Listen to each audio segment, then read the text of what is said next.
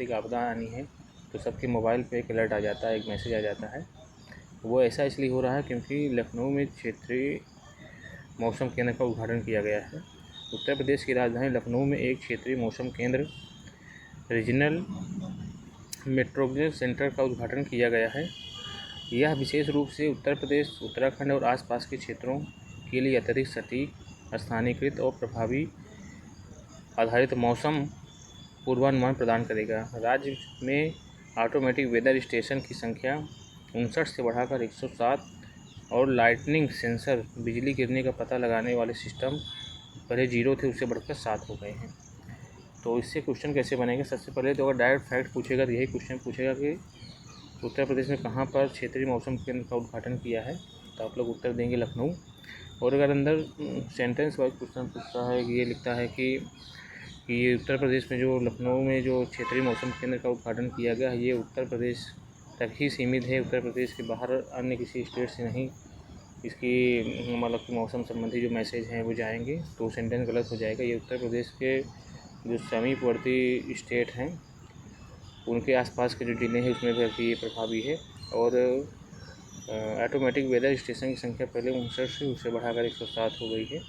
और जो बिजली गिरने वाले सेंसर का पता लगाने के सिस्टम थे वो पहले 0 थे, उससे बढ़कर 7 हो गए हैं। तो अगर इस क्वेश्चन से अगर कोई सेंटेंस वाइज या डायरेक्ट फैक्ट वाइज कोई क्वेश्चन पूछा जाएगा तो आप इसको पूरा सही से बता सकते हैं कि हाँ ये दूसरा टॉपिक देखते हैं।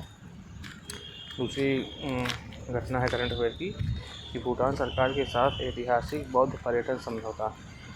भारत और भूटान सरकार का जो है ऐतिहासिक बौद्ध पर्यटन का समझौता हुआ है। उत्तर प्रदेश सरकार और भूटान की शाही सरकार के बीच 10 जून 2026 को एक महत्वपूर्ण पट्टा समझौता पर हस्ताक्षर किए गए। इस समझौते का मुख्य उद्देश्य बौद्ध पर्यटन को बढ़ावा देना और दोनों देशों के बीच सांस्कृतिक संबंधों को अधिक सुदृढ़ बनाना है। डायरेक्ट क्वेश्चन पूछा जाएगा कि उत्तर प्रदेश ने किस देश के साथ मिलकर बौद्ध पर्यटन समझौता किया है? नेपाल, भूटान, चीन, वियतनाम। तो आप लोग उत्तर देंगे भूटान के साथ उत्तर प्रदेश गवर्नमेंट ने बौद्ध पर्यटन के लिए समझौता किया है। तीसरा जो मेन इम्पॉर्टेंट घटना थी कि सार्वजनिक सेवा न्यायाधिकरण में संशोधन किया गया है। उत्तर प्रदेश लोक सेवा न्यायाधिकरण के अध्यक्ष, उपाध्यक्ष और सदस्यों की सेवानिवृत्ति की आयु सीमा में वृद्धि करने के संबंध में एक महत्वपूर्ण प्रशासनिक सुधार किया गया है, जिसमें अनुभवी अधिकारी का कार्यकाल बढ़ाया जा सकेगा। तो बस ये है कि सार्वजनिक सेवा न्यायाधिकरण में संशोधन हुआ है। अब आर्थिक संबंधी क्या है जून महीने का? तो आर्थिक संबंधी आर्थिक और निवेश प्रगति ये है कि उत्तर प्रदेश में 2 लाख करोड़ का ऐतिहासिक आंकड़ा पार। उत्तर प्रदेश ने वित्तीय वर्ष के दौरान पहली बार 2000 करोड़ से अधिक मूल्यों के निर्यात का ऐतिहासिक मील का पत्थर पार किया है। इस शानदार उपलब्धि के साथ उत्तर प्रदेश अब भारत का 5वां सबसे बड़ा निर्यातक राज्य बन गया है। दूसरा ये है, ये बहुत इंपॉर्टेंट है कि वाराणसी से ओमान को पहला बिस्कुट निर्यात। ये डायरेक्ट क्वेश्चन पूछा जाएगा। ये इसमें 2 क्वेश्चन बन सकते हैं कि हो सकता है किस उत्तर प्रदेश के ज़िले से ओमान को बिस्कुट निर्यात किया गया है, तो वाराणसी से। और दूसरा क्वेश्चन ये बनेगा कि उत्तर प्रदेश के वाराणसी ज़िले से किस देश को बिस्कुट निर्यात किया गया है, ओमान को। और अंदर पढ़ते हैं हम लोग, पूर्वांचल के कृषि और औद्योगिक उत्पादों को वैश्विक पहचान देते हुए वाराणसी से ओमान देश के लिए बिस्कुट की पहली खेप का सफलतापूर्वक निर्यात किया गया है। यह क्षेत्र खाद्य प्रसंस्करण उद्योगों के लिए एक बड़ा प्रोत्साहन है।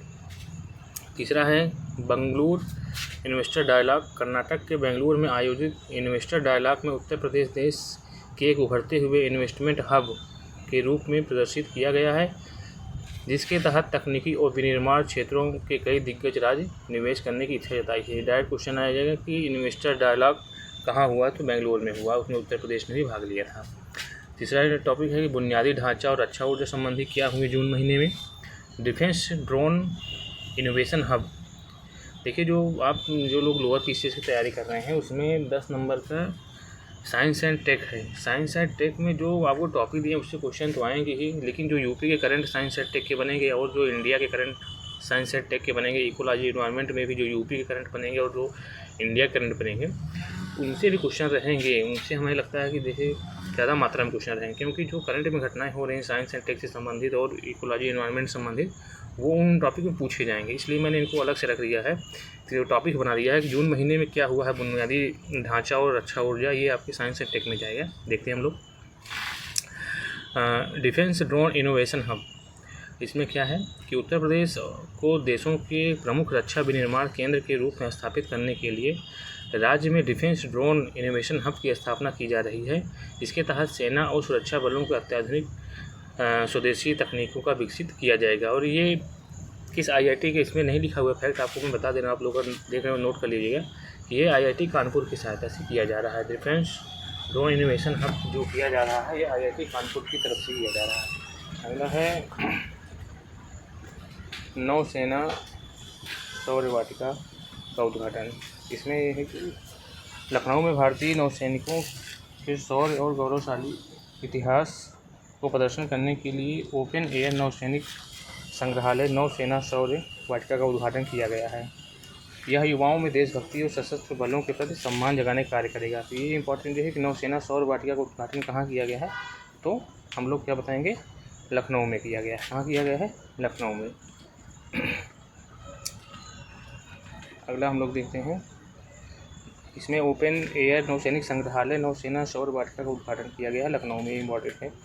अगला ये है कि महोबा में जिरकोनिया के विशाल भंडार का खोज किया गया। डायरेक्ट क्वेश्चन पूछा गया है उत्तर प्रदेश के किस जिले में जिरकोनिया के विशाल भंडार का खोज किया गया है, तो हम लोग उत्तर लगाएंगे महोबा में। उत्तर प्रदेश के बुंदेलखंड क्षेत्र के महोबा में एक महत्वपूर्ण भूवैज्ञानिक खोज के तहत जिरकोनियम के विशाल खनिज भंडार का पता चला है। यह परमाणु ऊर्जा और उच्च तकनीकी विनिर्माण उद्योग और दृष्टिकोण से अत्यंत महत्वपूर्ण है। जो इसमें दो प्रकार क्वेश्चन बन सकते हैं, एक तो महोबा में किस धातु का या किसका विशाल भंडार मिला है, जिरकोनियम का, और जिरकोनियम का विशाल भंडार उत्तर प्रदेश किस जिले में मिला है, तो महोबा में मिला है। ठीक, अगला देखते हैं, सौर ऊर्जा क्षेत्र में अग्रणी रूफटॉप सोलर में प्रथम स्थान है। ये बहुत इंपॉर्टेंट है।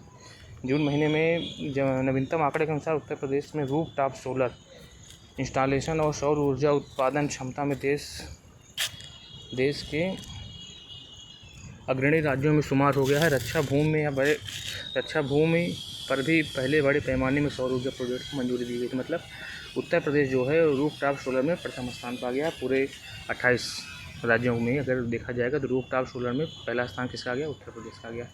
अगला पर्यावरण और डिजिटल गवर्नेंस से हम देख लेते हैं क्या इंपॉर्टेंट रही है। तो एयरसेट आधारित स्वच्छ वायु प्रबंधन परियोजना विश्व बैंक की तरफ से चलाई जाती है। डायरेक्ट यही क्वेश्चन बन गया कि ये जो पहल है किस के द्वारा चलाई जाती है, IMF, UNEP, विश्व बैंक और WWF कुछ भी दे देगा तो आप लोग विश्व बैंक लगा देंगे कि एयरसेट आधारित स्वच्छ वायु प्रबंधन परियोजना विश्व बैंक के द्वारा चलाई गई थी।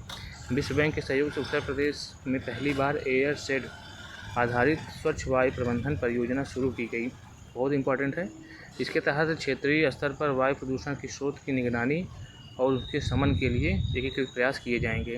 अगला प्रोजेक्ट गंगा, ये मोस्ट इंपॉर्टेंट है। हमें लगता है आने वाले PCS या UP ट्रिपल लोअर में जरूर आपको क्वेश्चन मिलेगा कि प्रोजेक्ट गंगा का संबंध किससे है। प्रोजेक्ट गंगा एवं DG रोवर अभियान, इसको DG रोवर अभियान भी कहते हैं। ये भी क्वेश्चन आ सकता है प्रोजेक्ट गंगा को किस अन्य नाम से जानते हैं, तो DG रोवर अभियान के नाम से जानते हैं। प्रोजेक्ट गंगा एवं DG रोवर अभियान डिजिटल कनेक्टिविटी को सुदृढ़ करने के लिए प्रोजेक्ट गंगा की शुरुआत की गई है। इसके साथ ही भूमि मापन में पारदर्शिता लाने के लिए DG रोवर लैंड सर्वे अभियान लॉन्च किया गया है, जिससे सटीक पारदर्शी डिजिटल भूमि पैमाई संभव हो सके। तो अगर कनेक्टिविटी की बात करेंगे तो प्रोजेक्ट गंगा रहेगा और DG रोवर अभियान जो है वो लैंड से संबंधित है। प्रोजेक्ट गंगा अलग है, DG रोवर अलग है, मैंने आपको पहले बताया गया है लेकिन अलग अलग है। प्रोजेक्ट गंगा जो है वो ग्रामीण क्षेत्रों में डिजिटल कनेक्टिविटी को बढ़ाने के लिए है और DG रोवर जो है वो ग्रामीण क्षेत्रों में भूमि के मापन में पारदर्शिता लाने के लिए DG रोवर अभियान है। ठीक, तो ये जून महीने का यही इंपॉर्टेंट करंट अफेयर है। अगर इसी को आप देखेंगे, एक दो बार देख लेंगे, तो अगर जून महीने में UP करंट अफेयर से कोई क्वेश्चन आएगा तो आपको इसी में से आ जाएगा। आप लोग कमेंट बॉक्स में फीडबैक देकर जरूर बताइएगा कि ये जून महीने के जो मैं आपको करंट अफेयर बताया हूँ ये कैसा लगा। तो आपको मैं मई महीने का करंट अफेयर और इसी तरह से पीछे चलते चलते हम आपको पूरे जून 2025 तक करंट अफेयर ऐसे प्रोवाइड करा देंगे और फिर जुलाई महीने का। तो आपका अगस्त में एग्ज़ाम ही है, 2 बार PCS को मेन टारगेट रखते हुए ये वीडियो बनाया जा रहा है। तो बाकी ये कैसे लगा टॉपिक जरूर बताइएगा और इसमें जितने भी फैक्ट हैं ये बहुत ज़्यादा इंपॉर्टेंट है, छोड़ने लायक नहीं है बिल्कुल। बाकी आप लोग कैसा वीडियो लगा जरूर बताइएगा। Thank you.